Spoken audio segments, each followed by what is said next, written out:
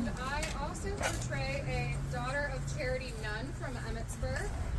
It's a little-known part of Civil War history that after the Battle of Gettysburg, 11 nuns and 1 priest came up from Emmitsburg, Maryland, to nurse the soldiers back to health after the Battle of Gettysburg. So last year at the anniversary of the Battle of Gettysburg, I debuted my Daughters of Charity impression. As you can imagine, I was the only nun walking around the Battle of Gettysburg that weekend. But it's something that I think more people need to know about, and it's, women's history is especially close to my heart. When I am reenacting with the 87th, I portray a soldier, so I am a woman disguised as a man. Over 400 women did disguise themselves as male soldiers during the Civil War, and we have evidence of this after Pickett's charge. They found dead women on both sides, the Confederate and the Union, women that went in disguise and portrayed soldiers.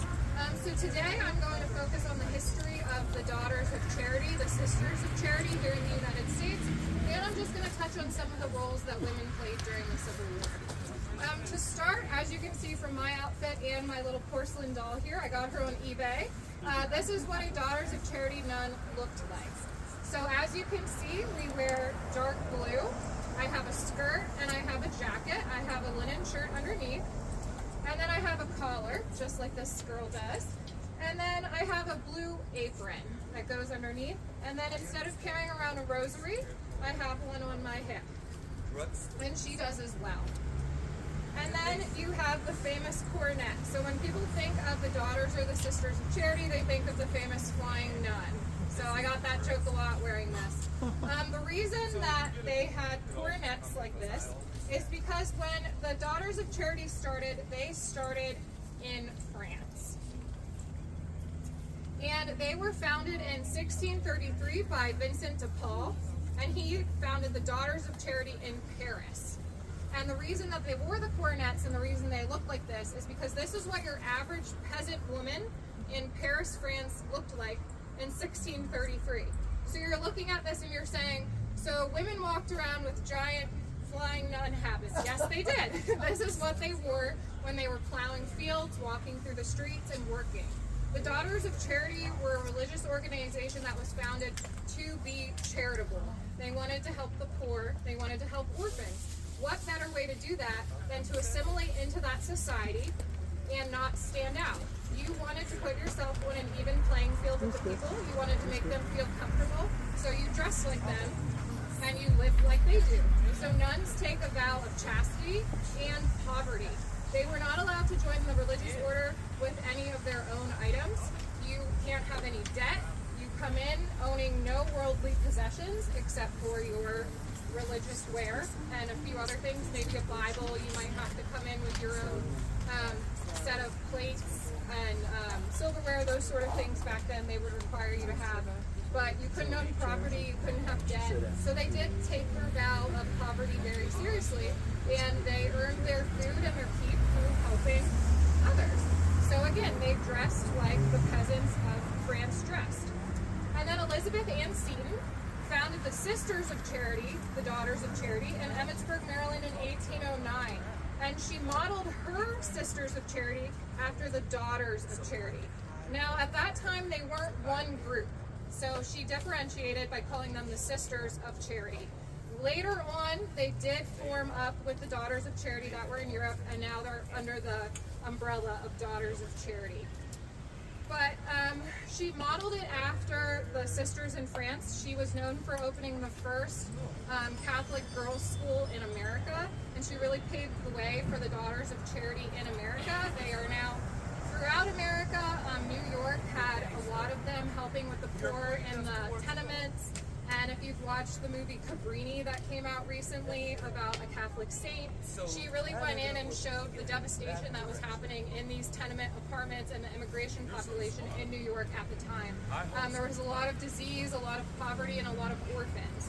So back then you didn't really have the government associations that you do now. You didn't have Social Security, you didn't have welfare. So if you were an orphan or you were poor and destitute, you had to look to religious organizations for help. So organizations like the Sisters of Charity really stepped up, and they provided those services for the people. So more than 230 Daughters of Charity served as nurses during the Civil War, and more than 650 Catholic nuns in different orders throughout America served as nurses during the Civil War. At the time of the Civil War, there was a resounding anti-Catholic sentiment. It was very pro-Protestant. So the sisters really had to prove their might and show that they were capable of the job. Dorothea Dix, a famous Civil War nurse, did not want the Catholic nuns involved in nursing, but desperate times call for desperate measures. The doctors and the surgeons said, hey, we just don't have enough bodies to care for these wounded and dying men. We need help. The Sisters of Charity already had experience working with sick people on the streets, in hospitals. They were already nursing on a smaller level. Why not bring that experience into Civil War hospitals? So during the Civil War, Emmitsburg provided 1/3 of the Catholic nuns that served as nurses. So 1/3 of those women that were going out nursing came from Emmitsburg, Maryland, and Elizabeth Ann Seton's school. So on June 27th, 1863, the sisters at Emmitsburg watched as the Army of the Potomac's 3rd Corps, part of it, moved through town. And they were camping right outside of the school and the religious church and everything that was there, the convent.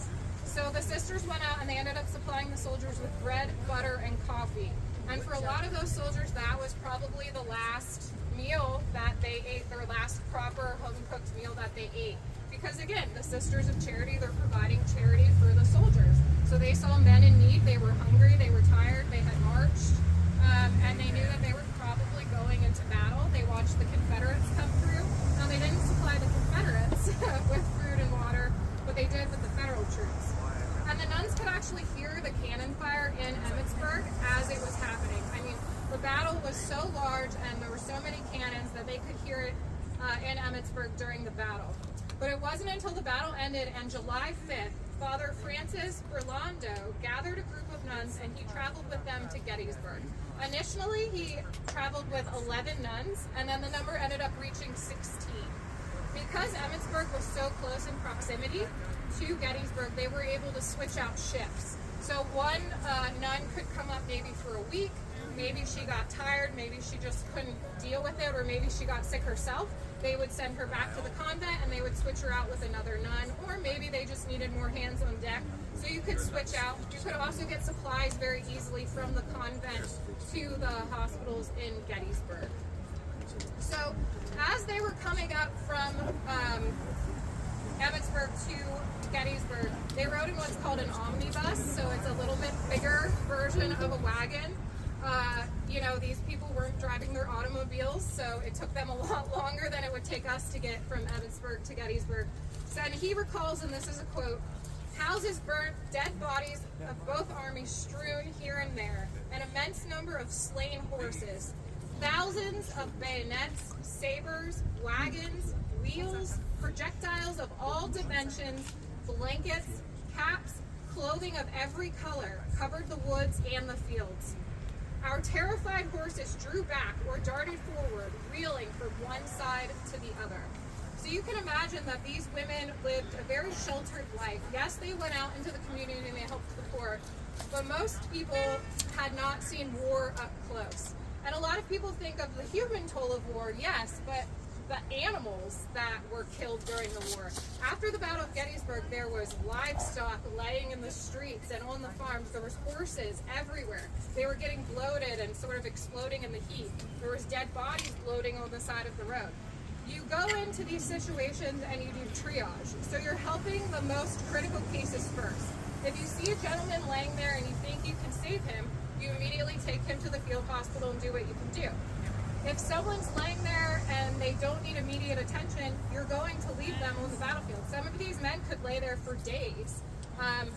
They needed water and they needed medical care, but you had to take the most injured first, and you had to take the people that you could save. They didn't have the resources to save everyone, so sometimes there was heartbreaking decisions to say, this person's too far gone, we don't think they're going to survive an amputation, we don't think there's anything we can do for them. And unfortunately, those people were just left to sort of perish on the battlefield. The nuns ended up setting up in St. Francis Xavier Roman Catholic Church on High Street, and that is still there today. And you can see a plaque that was erected for the Sisters of Charity, the Daughters of Charity, for their work in Gettysburg. The nurses, they helped the wounded. They ended up baptizing the dying. They combed lice off of the soldiers. A lot of them contracted lice themselves. They cleaned maggots out of infected wounds, because you have to remember these men were laying on the battlefield for days at a time.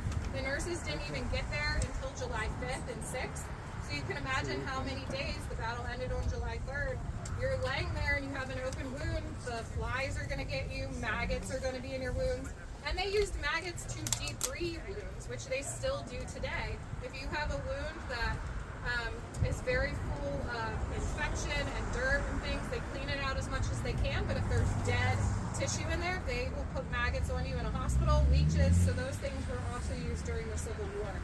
They would help write letters. They would feed the injured and the sick soldiers. They prayed with them, and they play games with them to keep up the morale and keep them occupied. Because when you're just convalescing in a field hospital, there's really not much to do but lay there and hope you survive. The wounded were scattered around the church, so at the time they laid them on the pews, underneath the pews, and then they laid boards across the pews to sort of make makeshift beds. And I have some other things here about a very famous case. There were two biological sisters that were nuns, Daughters of Charity out of Emmitsburg. And they were sisters Veronica and Serena Klemensky. And in addition to caring for wounded soldiers, they and the other sisters were responsible for searching the battlefield for those that were still living and those that were dead. If they found someone that was still living, they would try and take them to a field hospital. And if they were dead, they would mark them for burial. On one of the occasions when these two sisters were sent out into the battlefield, they ended up finding a soldier on Culp's Hill, and his face was covered in blood and he was crying out for water, because everyone had a canteen. But during battle, this could fall off, you could lose it, and if you're injured and laying there dying, for a few days, you're going to drink all of this water. It's not going to stay in here for 4 or 5 days. So they found this gentleman laying there, and when the sisters wiped the blood off his face, they discovered that it was their biological brother. So they come all the way from Emmitsburg, Maryland. Who knows the last time that they saw him, because they were living a life in a convent. He was off to war. He could have been anywhere in the country for all they knew. You know, when's the last time they received a letter? They come there on hospital detail to look for people that might still be injured. They find their brother. So his name was Thaddeus, and he was a private in the 1st Maryland Battalion, a Confederate regiment that would later become known as the 2nd Maryland. He had been badly wounded attacking the Union's positions on Culp's Hill. Sister Serena was able to nurse her brother back to health, and he ended up surviving the war. And both sisters ended up surviving the war also.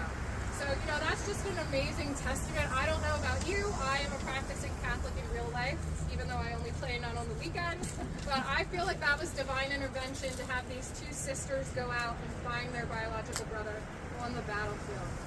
And if you go to St. Francis Xavier's Church today, you will find not only a plaque installed in front of the church, but you'll find a stained glass window that depicts the sisters working as nurses. And they really did become wonderful nurses. They already had the experience of helping the poor and the orphans, so it was natural for them to be able to go in and nurse. You have to remember that there was no medicine or germ theory during the Civil War. So a lot of these nurses would end up being sick themselves. They'd contract diseases from the people that they were nursing. They could nick themselves with a dirty blade that was used in the hospital and get infected. They had lice and ticks and anything that you could pick up on the battlefield. And the food wasn't that great. People were excited sometimes to go to the field hospital because you could get canned food. But there was no pasteurization back then. So when you opened up your can, there's usually maggots on top, and you'd scrape that off, and then you'd get to the good stuff. So extra protein. But, you know, you were pretty much, a better bet was to find fresh food or have fresh food delivered to the hospital. So, you know, you're thinking about bread, salt pork, vegetables from local farms, coffee, different things like that. So you know, these sisters were really under the same conditions that the soldiers were under. It wasn't glamorous. They didn't get home at the end of the day and lay on a feather bed. They were living, eating, and sleeping in the church with these men. And they ended up staying for about 6 months. So, you know, in that 6 months, these 16 nurses, nuns, really ended up, you know, going back and forth from the convent to the hospital, really doing all of this. And they had to do it in this outfit. So you can imagine your perfectly starched coronet starting to weep in the humidity and the wind, and you have blood splatter on you. But they were just trying to remain as professional as possible and nurse these gentlemen back to health and offer some religious guidance. But I also brought with me today some resources that you can go out and get if you're interested. It's called Battlefield Angels, the Daughters of Charity Work as Civil War Nurses. So this talks about not only Gettysburg, but just the Civil War as a whole, and going to all of the different battlefields and across the country. Like I said, there were 650 Catholic nuns that served as nurses during the war. Another great book, White Wings of Mercy, the Coronet of the Daughters of Charity. And then the best one that I found is The Habit, A History of the Clothing of Catholic Nuns. So this goes through the advent of Catholic nuns and what they wore until now. And you'll notice that if you ever go to Emmitsburg and you find a Daughter of Charity walking around, they're not dressed like this anymore. So Vatican II happened, and it was decreed by the church that nuns were going to look more like your modern day person. They were going to assimilate into society, just like the nuns in the 1600s wanted to dress the way society was dressing. Nuns today are dressing the way society is dressing. So they got rid of the coronets and they have more of the veils, the habit that we call them, or they don't even wear a head covering at all. Usually you can tell that it's a Catholic nun by the fact that they usually wear a plain skirt, a white top, and a cardigan or a sweater. And then they always have a rosary with them or a Bible, something denoting their religious work.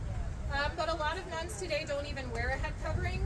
It depends on what order you're in, and it's not a requirement. Usually the convent that you're with, the order that you're with, will decree what you have to wear. Before photographs were common, they would send little dolls like this around to the convents to show you how your nuns should dress, or they'd send drawings, they'd send little fabric samples, and it told you exactly what each nun should look like. The nuns down at Elizabethan Seton had these really neat metal templates made, and you'd lay them down, and that's how you would iron your coronet to get it perfectly. Because you can see my coronet does not look like this woman's coronet. I don't have that little template at home. I have some spray starch and an iron. I did my best. It's not perfect. You know, I'm not going to be in a documentary anytime soon looking exactly like this.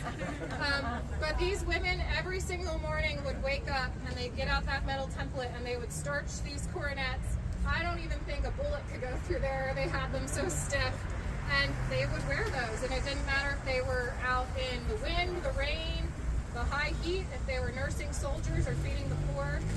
They also starched their collars on a metal template, and you can go and you can see that these items are still preserved in their museum. And you can go through and they have a video. They found a nun that was alive during the time that they wore these outfits before Vatican II.